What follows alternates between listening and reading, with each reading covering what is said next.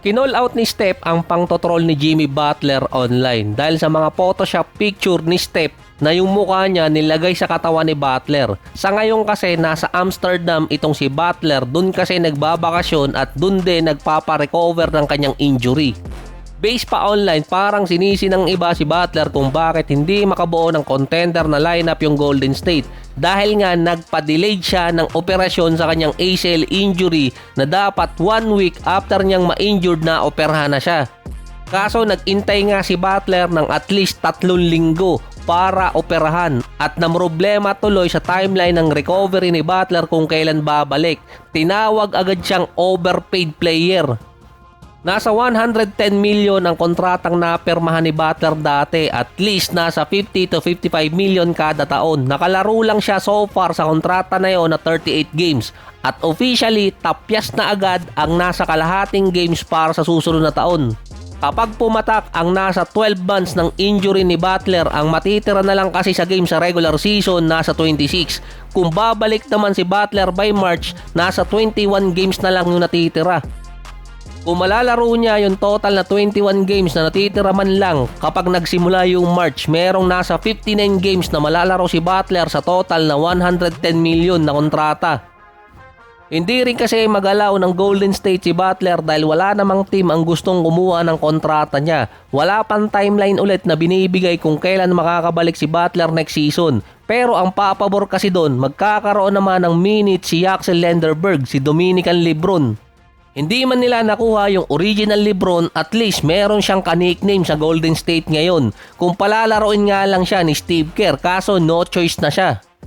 Nasa number 3 or number 4, pwede ding sentro si Axel. Nag-a-average siya sa Summer League ng 15.7 rebounds, 4 assists per game. Magandang pangitain din kasi kung sakali Parang veterano na talaga maglaro itong si Axel Sa bagay, bago mag-umpisa ang season, 24 years old na rin naman siya. Kung maganda lalaroin niya sa rookie season, sa susunod na taon naman malaki ang cap space ng Golden State at pwede sila makakuha ng ibang player sa free agency. Kaso susunod na taon pa yon. Yung 2028 season pala, pangakuan na naman ng 10k kada pamilya. Ang problema lang kasi doon si Golden Child, nag-aamok di umano dahil nanghihingi ng malaking kontrata. Nag-ala kuminga yung future franchise player na si Brandon Podziemski.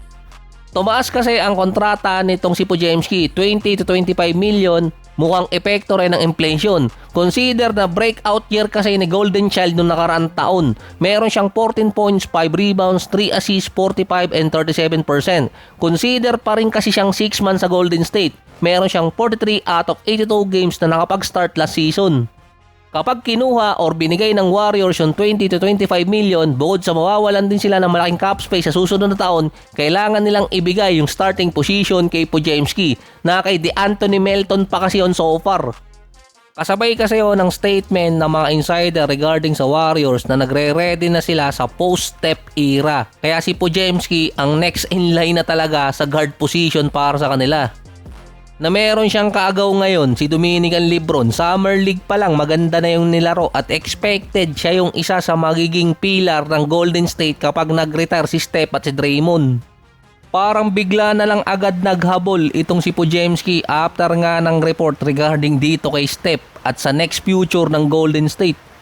Wala din si Moses Moody kaya wala din siyang kaagaw. Siya kasi ang best option ngayon na mailagay doon. Nilalakad kasi ni Airpat. Si Moses Moody naman sa September pa ulit babalik sa workout para sa kanyang rehab ng kanyang injury. Papasok pa lang ng ika-6 na buwan.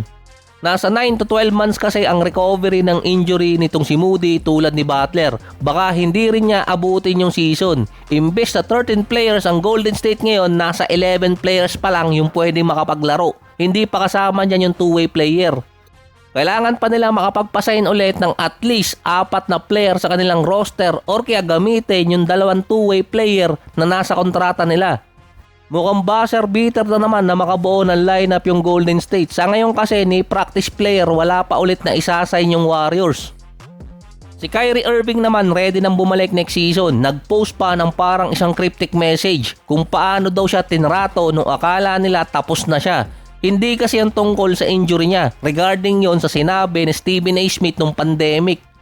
na halos dinikdik itong si Kyrie sa kanyang mga komentary. Pero ngayong taon, nagsorry na kasi si Stephen A. Smith na nagkamali daw siya regarding kasi yon sa investigation sa US about sa vaccine. Na base kay Stephen A. Smith, tama yung pinaglaban ni Kyrie dati noong 2021 na talagang tinira siya ng media. Pero base kasi doon, iniintay kasi ni Kyrie na mismong mga media company yung humingi ng tawad sa kanya. Parang nasa 2 taon din na nawala talaga kay Kyrie dahil nung na-injured siya 32 years old. Ngayon babalik siya 34 going 35 na. Yung 1 taon na nawala kay Kyrie, malaking epekto rin yun. Pagbalik ni Kyrie, ang dami na bago sa Dallas. Bago na yung coach, may mga bagong player din. Nasa rebuilding process na. 3 pa rin naman silang first overall pick sa Dallas ngayon. Dahil babalik din siya sa lineup, makikipag-compete ang Dallas sa contention sa playoffs for next season. Yung lineup ng Dallas, panlaban pa rin naman yun eh. Pero yung primary player kasi nila last season, sobrang bata.